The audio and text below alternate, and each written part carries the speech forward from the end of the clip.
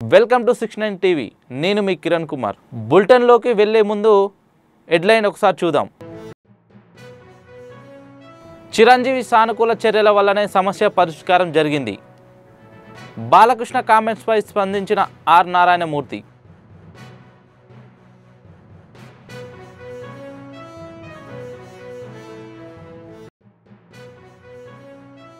తెల్లదొరల మనసుకు పట్టిన మురికిని ఐలమ్మ వదిలించారు. గుంటూరులో ఐలమ్మకు నివాళి అర్పించిన కేంద్ర మంత్రి చంద్రశేఖర్.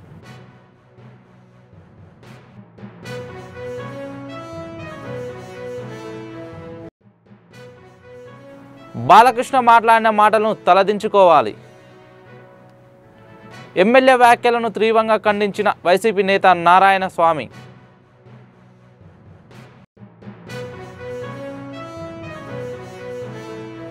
ఇక డీటెయిల్స్లోకి వెళ్తే ఏపీ అసెంబ్లీలో బాలకృష్ణ కామెంట్స్పై ఆర్ నారాయణమూర్తి సంచలన వ్యాఖ్యలు చేశారు. కోవిడ్ సమయంలో పరిశ్రమ సమస్యల ఉన్నప్పుడు చిరంజీవి ముందుండి సినీ పెద్దలతో చర్చించి జగన్మోహన్ రెడ్డికి కలిసేలా చూశారని తెలిపారు. జగన్ ఎవరికి అవమానించలేదని, అది పూర్తిగా సానుకూలంగా జరిగిందని తెలిపారు. చిరంజీవి సానుకూల చర్యల వల్లే సమస్య పరిష్కరించబడింది పేర్కొన్నారు. ఇంకా ఇండస్ట్రీలో ఉన్న సమస్యలను ప్రస్తుత ప్రభుత్వం పరిష్కరించాలని కోరారు. మన ఆంధ్రప్రదేశ్ ప్రభుత్వ అసెంబ్లీలో కొద్దిమంది పెద్దలు చేసిన కామెంట్స్ పై మెగాస్టార్ చిరంజీవి గారు స్పందించిన విధానం ఏమైతుందో అది సత్యం, 100% సత్యం, 100% సత్యం.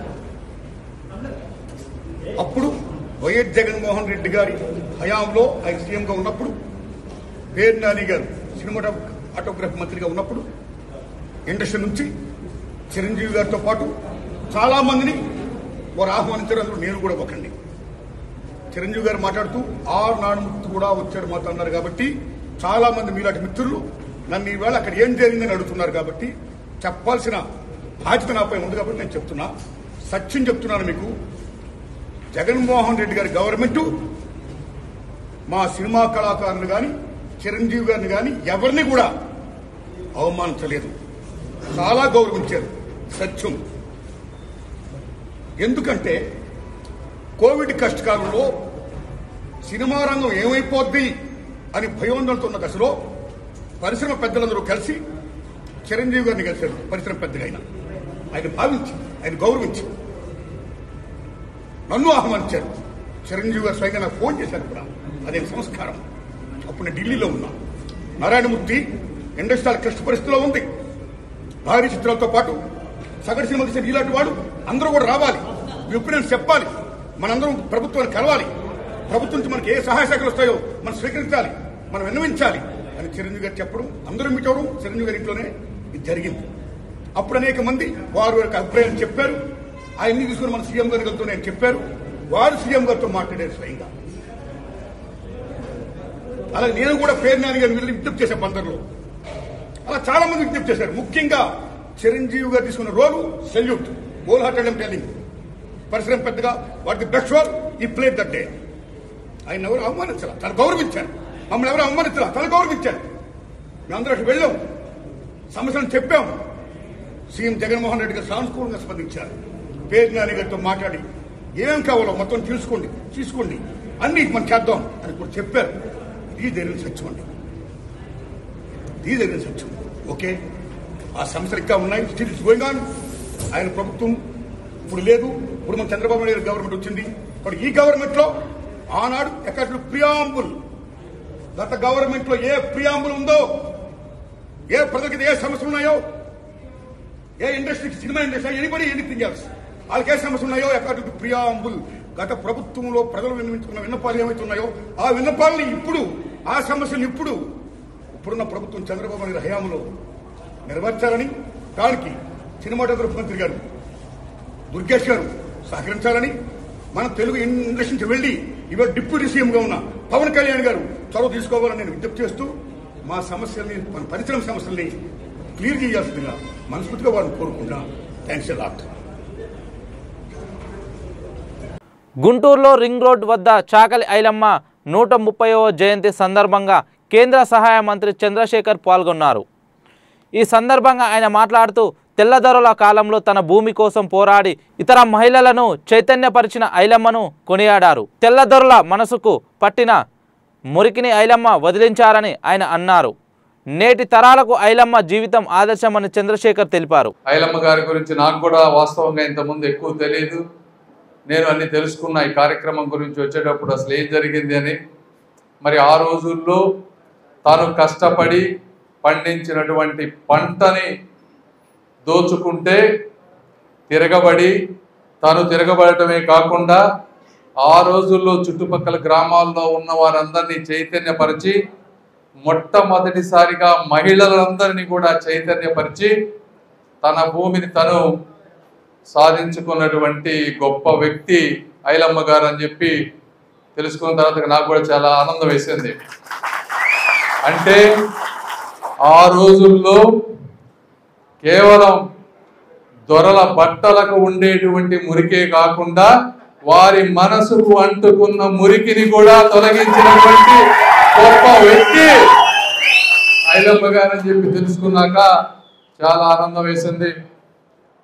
కాబట్టి ఇక్కడ ఉన్నటువంటి వారు ఈ రోజుల్లో మనకు వాటి విలువ తెలియకపోవచ్చు, కానీ ఆ రోజుల్లో వాళ్ళు పడ్డటువంటి బాధలు, వాళ్ళు పడ్డటువంటి అవమానాలు, వాళ్ళు అనుభవించినటువంటి అరాచకాలు చాలామంది మనం తక్కువ చూస్తూ ఉన్నాం. కాబట్టి ఇలాంటి వ్యక్తులు, అదేవిధంగా ఆ తర్వాత వచ్చినటువంటి శ్రీ నందమూరి తారక రామారావు గారు, ఇలాంటి గొప్ప గొప్ప వ్యక్తులు ఉండటం వల్ల ఈరోజు ఆర్థికంగా కానీ అందరూ ఒకరినొకరు గౌరవించుకునేటువంటి సమానత్వం ఈరోజు మనందరికి కనిపిస్తూ ఉంది.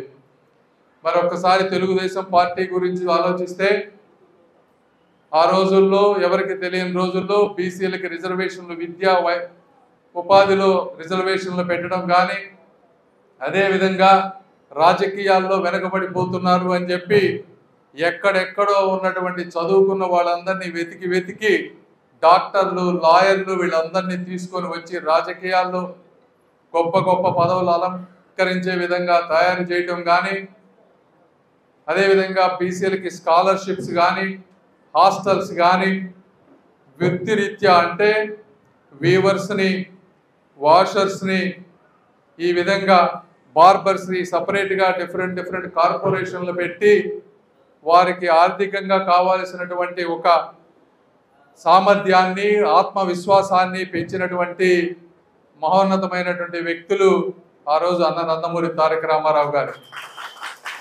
మళ్ళీ ఇప్పుడు చూస్తూ ఉంటే నారా చంద్రబాబు నాయుడు గారు, ఆ రోజు అన్నగారు గౌరవాన్ని, హక్కులను కల్పిస్తే ఈరోజు బీసీ సోదరులకు రెక్కలు వచ్చే విధంగా నారా చంద్రబాబు నాయుడు గారు ఆర్థిక స్వాతంత్రాన్ని, ఐటీ ఉద్యమాన్ని అప్పచెప్పి ఈరోజు అందరూ కూడా, పేదవాళ్ళందరూ కూడా మంచి ఉద్యోగాల్లో ఉండే విధంగా చేస్తున్నటువంటి గొప్ప నాయకులు శ్రీ నారా చంద్రబాబు నాయుడు గారు.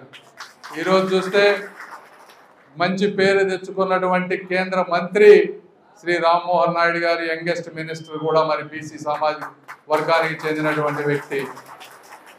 ఈ విధంగా అంటే గత ప్రభుత్వానికి ఈ ప్రభుత్వం, నేను ఇంతకుముందు కూడా చెప్పాను, ఇంతకుముందు వైఎస్ఆర్ కాంగ్రెస్ ప్రభుత్వంలో పార్లమెంట్లో ఉన్నటువంటి వ్యక్తులు ఎవరో కూడా మీరందరూ ఊహించుకోవాలి ఒక్కసారి.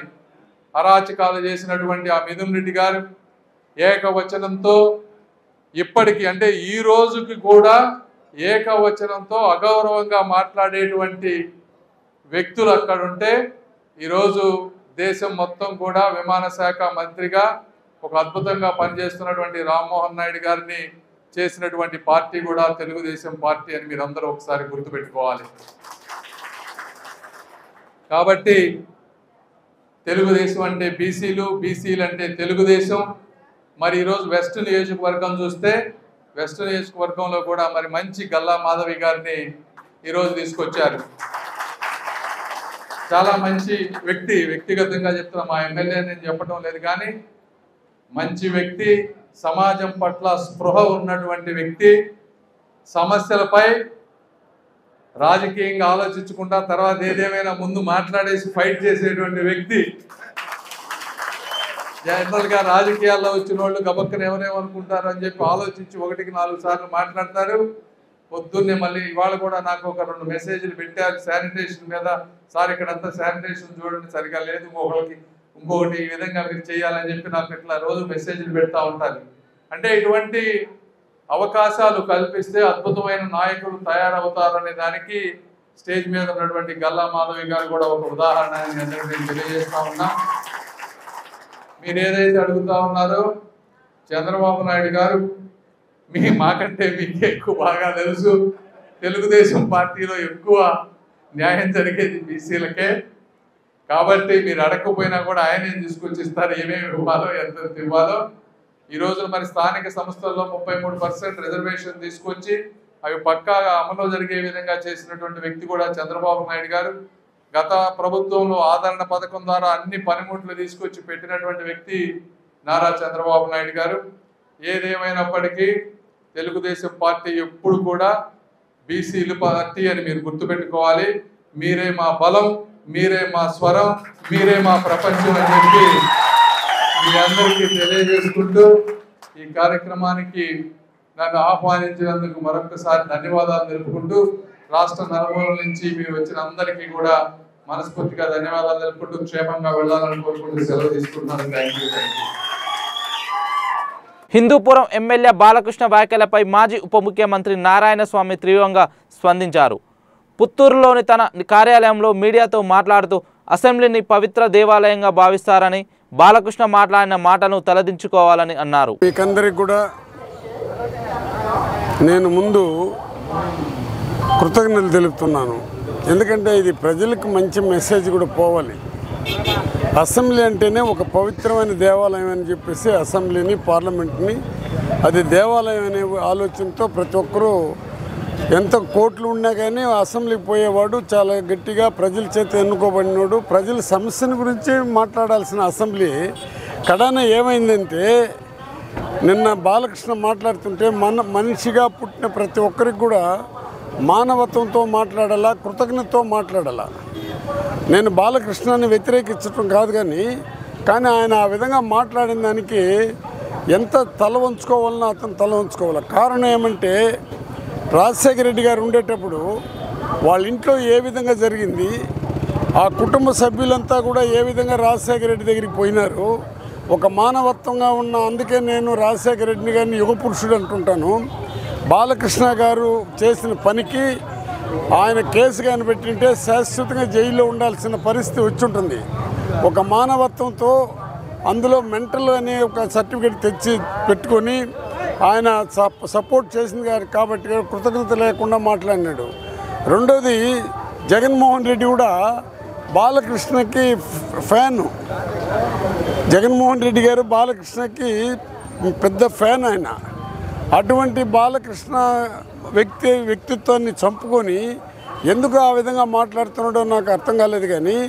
కానీ నిజమైన ఒక మన చిరంజీవి గారు వెంటనే స్పందించాడు. ఆయన స్పందించకుండా పోయి ఉంటే ప్రజల్లో వాళ్ళకి మామూలుగా మీకు అందరికీ తెలుసు ఆ మీడియా ఏ విధంగా ఉందంటే ఏది చేసినా ఆ మీడియా దాన్ని గొప్పగా చెప్పుకొని పరిగెత్తుంది. రకరకాలుగా పెడతారు వాళ్ళు. ఏ ఒక్క దానిపైన కూడా నిమగ్నంతో మాట్లాడరు వాళ్ళు. కానీ అది ఒక అసెంబ్లీ మాదిరిగా కనబడలేదు. అది మనకు చీరలు ఇప్పితే ఏ విధంగా కౌరవులు ద్రౌపది గారు చీరలు ఇప్పితే ఏ విధంగా సంతోషపడినారో ఆ విధంగా జగన్మోహన్ రెడ్డి జపం తప్ప తెలుగుదేశానికి వేరే జపం కనబడలా. జగన్మోహన్ రెడ్డి జపం అంటే డైలీ ఆయన విమర్శించే కార్యక్రమాలు చేసుకుంటున్నారు. సైకో అనేది ఏ విధంగా ఉంటుందంటే ప్రజలు మన్నన పొందినట్టు రాజశేఖర రెడ్డి గారు, ఆయన నెత్తుల్లో పుట్టినటువంటి జగన్మోహన్ రెడ్డి గారు పేద ప్రజల్లో దేవుడిగా నిలిచిపోయినాడు. అటువంటి మంచి పనులు చేసి ప్రజలతో మన్నన పొందాలి. కానీ అది ఏ విధంగా ఉందంటే ప్రజలకు సేవ చేయాలనే దృక్పథంతో రాలా. అన్నిటికీ మించి మీకు అందరూ కూడా తెలుసు విద్య పైన ఏ విధంగా ఉందంటే ఎక్కడ కూడా నెహ్రూ గారు కూడా మనకు ప్రాజెక్టు ఓపెన్ చేసినప్పుడు నాగార్జున శ్రీశైలం ప్రాజెక్టు ఓపెన్ చేసినప్పుడు ఏమని చెప్పాడంటే నెహ్రూ గారు ప్రాజెక్టులు దేవాలయం, హాస్పిటల్ దేవాలయం, నెహ్రూ చెప్పిన మాటలు చెప్తున్నాను. కాబట్టి ఎప్పుడు కూడా యూనివర్సిటీ దేవాలయాలు అన్నారు. అట్లాంటి దేవాలయానికి కూడా స్వస్తి చెప్పి వాళ్ళు 24 గంటలు ప్రజల సమస్యని ఎక్కడనో ఎత్తుకొని సముద్రంలో కలిపేసి 24 గంటలు దూషణతో తప్ప వేరే ఆలోచనతో లేదు వాళ్ళు. ప్రజలు కూడా చూస్తూ ఉండరు. బాలకృష్ణ అనే వ్యక్తికి ఆయనకి మెంటల్ అని ఒక సర్టిఫికేట్ కూడా ఇచ్చారు. ఆ మెంటల్ వల్ల అందరూ చెప్తున్నారు ఆయన తాగేసి వచ్చి మాట్లాడండి. ఇప్పుడు ప్రజల్లో ఎట్లుండదంటే ఒకప్పుడు 4300 బెల్ట్ షాపులు ఉంటే ఇప్పుడు 73,000 బెల్ట్ షాపులు అయింది. అసెంబ్లీలు కూడా అదేవిధంగా ఆయన మ్యాన్సన్ హౌస్ లేదు ఏం హౌస్ తాగినాడో దేవుడు తెలియాలా. ఆయన మాటలు చూస్తే తాగుబోతు మాటలుగా కనబడుతుండదు కానీ వేరే మాటలుగా కనబడలేదు. సామాన్య ప్రయాణికుల కోసం రైల్వే శాఖ తక్కువ ఖర్చుతో వేగంగా సుదూర ప్రాంతాలకు ప్రయాణించే అమృత భారత్ రైలును ప్రవేశపెట్టింది. తాజాగా ఒడిశా నుంచి గుజరాత్కు ఏపీ మీదుగా నడిచే కొత్త అమృత్ భారత్ ఎక్స్ప్రెస్ రైలును ప్రధాని మోదీ వర్చువల్గా ప్రారంభించారు. ఈ నేపథ్యంలో బొబ్లీ రైల్వే స్టేషన్లో పార్వతీపురం ఎమ్మెల్యే విజయ్ చంద్ర, బొబ్లీ మున్సిపల్ చైర్మన్ రాంబార్కి శరత్ బాబు, రైల్వే ఉన్నతాధికారులను పచ్చ జెండా ఊపి రైలును ప్రారంభించారు. ఈ సందర్భంగా స్థానికులు సంతోషం వ్యక్తం చేశారు.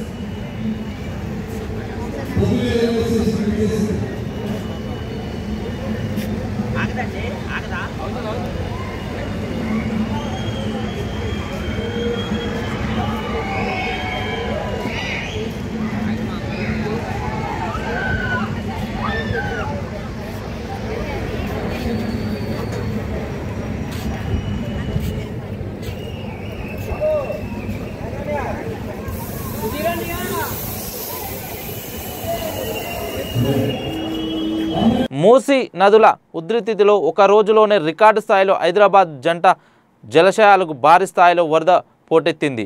ఇక్కడ నుంచి నీటి విడుదలతో మూసీ పరాక బస్తీలను చిక్కుకున్నాయి. చాదర్ఘట్ ముసరాంబాగ్ బ్రిడ్జిపై నుంచి ప్రవాహం కొనసాగడంతో అధికారులు రాకపోకలు నిలిపివేశారు. మహాత్మా గాంధీ బస్టాండును చుట్టుముట్టిన వరదతో అధికారులు ఆర్టీసీ బస్సులు రాకపోకలు నిలిపివేశారు.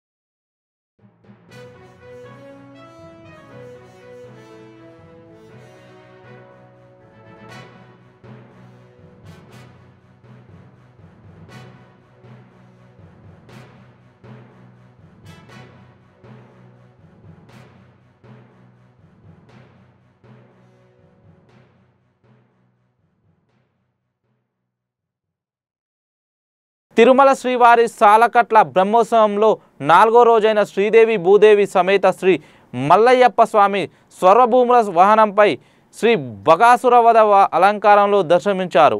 వాహనం ముందు గజరాజులు నడుస్తుండగా భక్తజన బృందాలు భజనలు కోలాటలు జయంగర్లు గొష్టతో స్వామివారిని క్రీస్తుండగా మంగళాద్యాలు నడుమ స్వామివారిని వాహనసేవక కోలాహలంగా జరిగింది.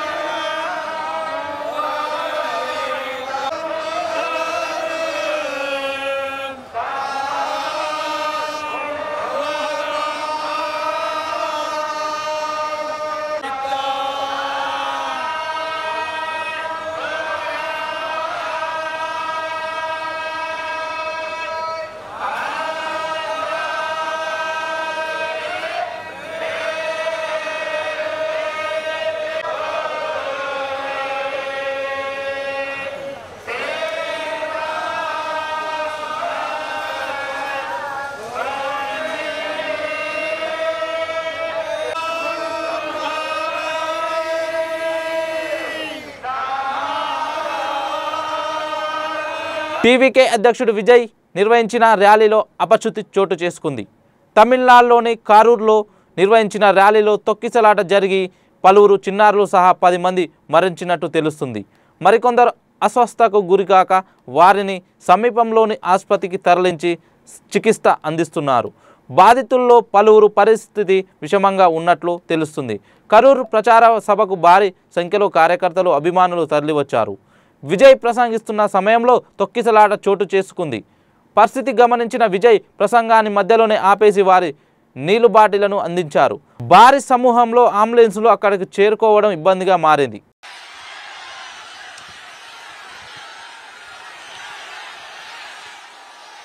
கரூரில் விமான நிலையம் வந்தா போறீங்களா சார்? போயிடுங்க. அதான் கேட்டேன், அப்பவே கேட்டேன், போயிடுங்க நண்பா, கொஞ்சம் வழி விட்டுருங்க. వనపర్తి జిల్లా మదనాపురం పోలీసులు జేసీబీ సాయంతో వాగు ప్రవాహం చిక్కుకున్న రాగుల కురుమయ్యను అనే వ్యక్తిని రక్షించారు. మహబూబ్నగర్ నవాబ్పేట మండలానికి చెందిన కురుమయ్యను శుక్రవారం రాత్రి కురుమూర్తి దేవస్థానం వెళ్లేందుకు లోల్వెల్ వంతెనపై నుండి వెళ్లే క్రమంలో వాగు ప్రవాహంలో చిక్కుకున్నాడు. సెల్ ఫోన్ లైట్తో సంకేతాలు పంపగా పోలీసులు కురుమయ్యను జేసీబీ సాయంతో గంటపాటు శ్రమించి సురక్షితంగా బయటకు తీసుకొచ్చారు.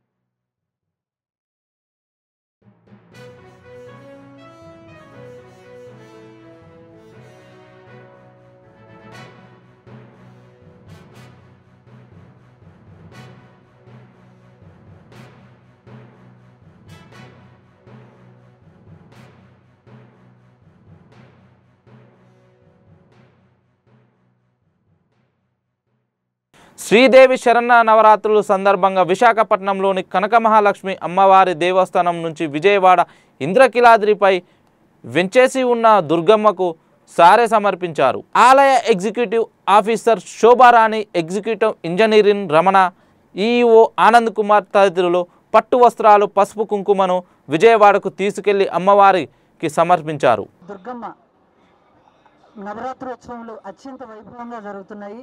జై భవానీ.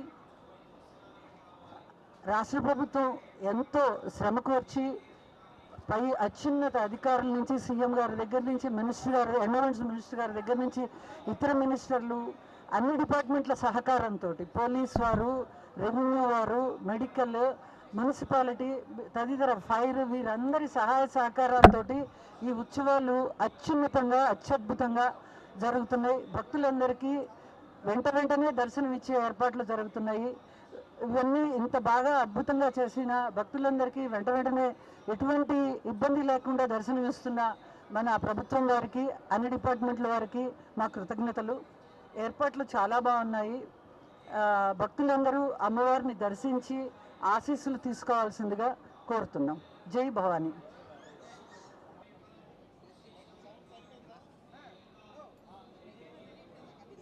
బులెటిన్ ముగించే ముందు హెడ్లైన్స్ మరోసారి.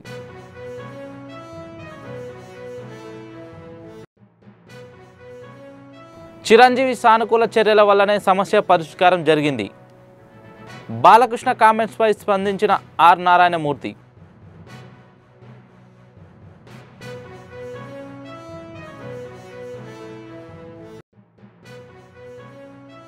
తెల్లదొరల మనసుకు పట్టిన మురికిని ఐలమ్మ వదిలించారు. గుంటూరులో ఐలమ్మకు నివాళి అర్పించిన కేంద్ర మంత్రి చంద్రశేఖర్.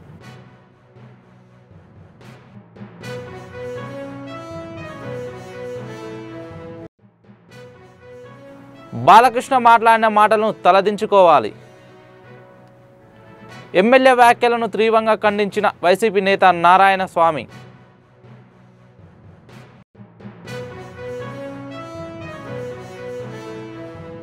ఇవి బులెటిన్ విశేషాలు. మరిన్ని అప్డేట్స్ కోసం చూస్తూనే ఉండండి 69 టీవీ న్యూస్.